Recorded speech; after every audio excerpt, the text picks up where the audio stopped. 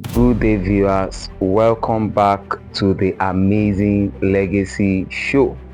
And on this channel, we discuss real estate, lifestyle, and finance. My name is Raji Olawale. In case you are looking for a channel that discusses real estate locally and globally, or you are looking for a channel that discusses the lifestyle of certain individuals with respect to real estate, or you are looking for a channel that discusses about finance, how you can improve your financial life, or how you can diversify your investment portfolio, this is the right channel. And today we are going to be continuing our series on the greatest real estate scams in history, and today I'm going to be continuing on where I stopped. So I spoke about the first one, which was the telex free real estate scam. Today I'm going to be talking about the Brooklyn Bridge scam, and I'm going to show you how so many real estate scams walk around this Brooklyn Bridge scam. Join me, I will be right back.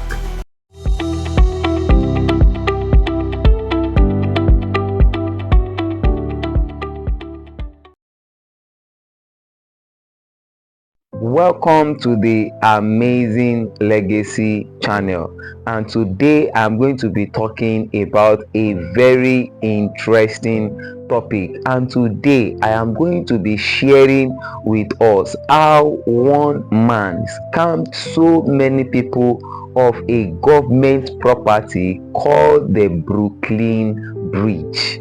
Imagine somebody coming to you and telling you that you can actually buy Third Mainland Bridge, or somebody coming to you and telling you that you can actually buy the Lekki toll gate when it was operating as at that time, and such a person gives you every reason for you to buy this property, and eventually you still fell victim. This is a life of a man called George C. Parker. George C. Parker was born in the year 1860 in New York City. Now, George C. Parker was born to a family that had almost nothing. They were actually poor, and because of this level of poverty, they found it difficult to feed, and this actually led to the kind of life George C. Parker was actually living. He began living a life of thefts, a life of stealing, and a life that was filled with so much dubious activities. Gradually, as he grew up, he began accumulating few wealth, or should I say, he began accumulating few pennies, and eventually, this penny was accumulating was not enough, and this was to begin the emergence of the greatest real estate scam in America, which was the Brooklyn Bridge. How was he able to pull such an audacious move? See, for him to pull such an audacious move, one of the things he had to do, or that he critically understood, was that he could not do it on his own. That is one thing. He understood critically well that he could not achieve this on his own. He partnered with criminal like-minded individuals such as his to perpetuate this act. How did he achieve this? Before I continue, I want to sound a note of warning for some of you that are in the diaspora, or some of you that are within Nigeria that want to invest. There are so many George C. Parker in our environment in Nigeria presently that are out there to dupe you of your money. Just like I was saying, he actually partnered with some criminal like-minded individuals. What he did was that during that time in the late 18th century, there are immigrants that come into the United States of America, and when these immigrants come to the United States of America, they are seeking a better life, and they are seeking a greener pasture. And because they are new to the city of the United States of America, America. They do not understand the property law of the United States of America. This was this was the starting point. He understood, and he understood that for him to succeed, he had to meet this type of people. These were his victims. Immigrants coming to the United States of America. Who again was his victim? Tourists, people who came to America as at that time, who were tourists, were his victim. He strategically placed on people that you will presently call Uber drivers in our present day dispensation. People we would categorically call Uber drivers.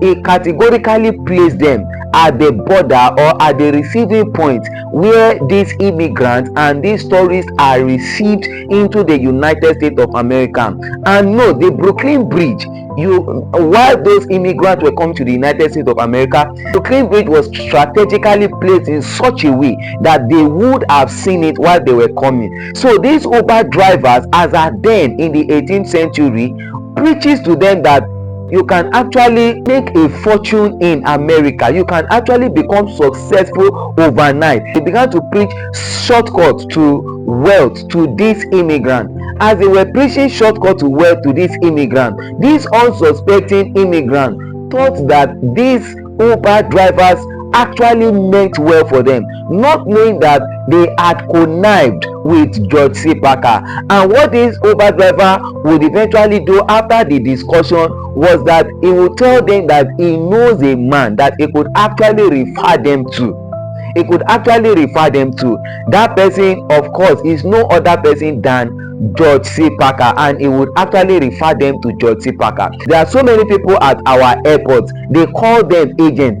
Some of these people are strategically placed there to refer some innocent individuals, some innocent investors, to fake developers, to fake real estate companies, where eventually some people got scammed. This was one of the things George C. Packer was doing. Now, when these people comes to meet George C. Packer, another thing George C. Packer understood well is how to package himself and how to present. There are so many people like George C. Packer today in our world, Nigeria, Lagos especially, who are very good. In fact, you would practically say they have a snake tongue. They know how to convince people. They are good in presentation, and they know how to package themselves. Such is the personality of George C. Packer. He knew how to package himself. He dressed well. He did not just dress well, he packaged himself as an official, not just an official, but as a government official in New York City. That was the way he packaged himself. The mode of his dressing, the charisma, and all that he wore was expensive, just to showcase that he was the real owner of the Brooklyn Bridge. And you see, when these people eventually referred these immigrants and these tourists to George C. Packer will receive them, convince them, and of course they want to know if he was the genuine owner of the bridge. And that takes us to the third thing that George C. Packer understood very well. He understood the concept of forging. There are so many real estate documents that are forged. George C. Packer was a master of forging. He understood the secret and the nitty-gritty of forging documents. There are so many real estate agents that present fake CFO, fake deed of assignment, fake contract sales, fake real estate documents out there. You want to be careful out there. When these people come to meet him, after presenting to them, he shows them the document that he is the real and legitimate owner of a bridge. Imagine telling them that he is the owner of a bridge, and once they look at the document in his hands, the document is carrying his name, the document is carrying a government seal.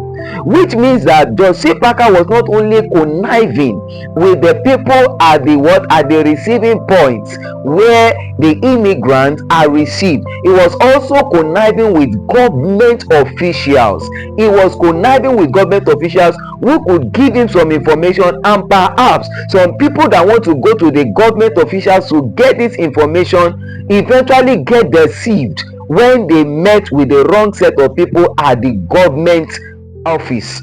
This is the case in so many places all over the world.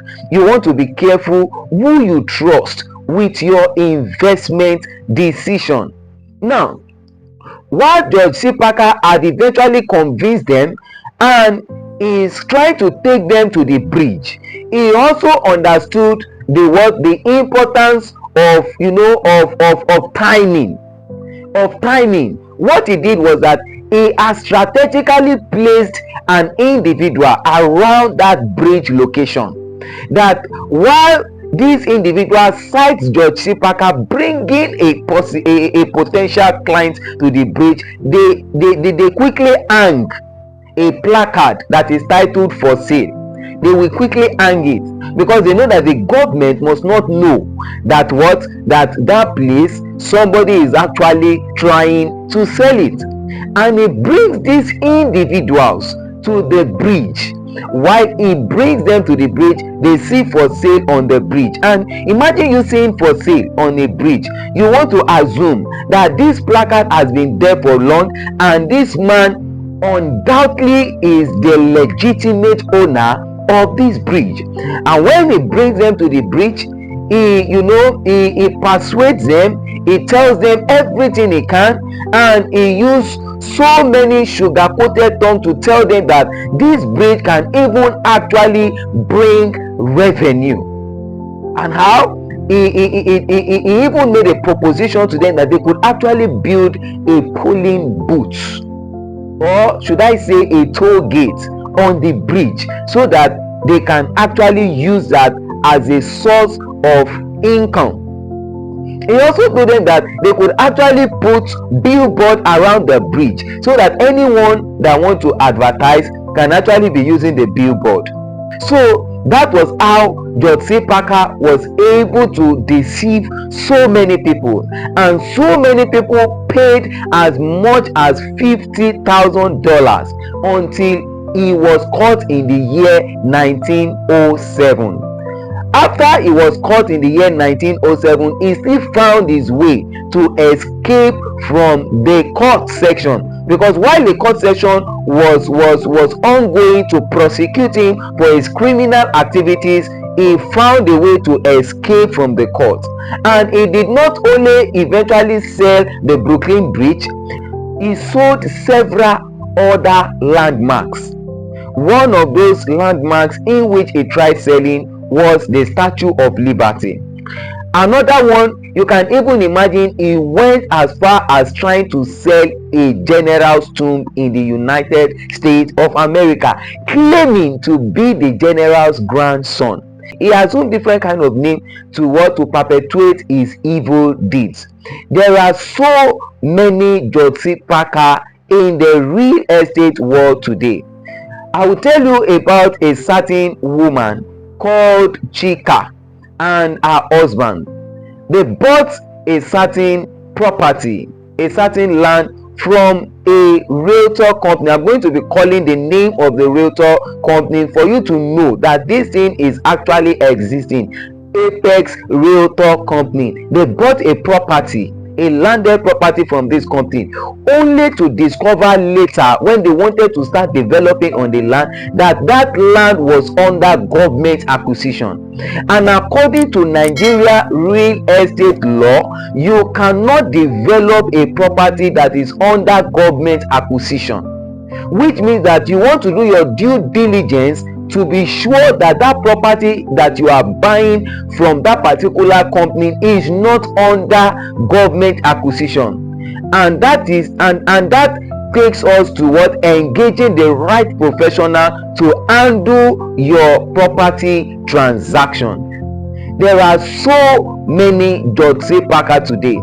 Just like I made mention earlier, some of these people that perpetuate themselves as real estate professional go as far as packaging themselves just like George C. Packer.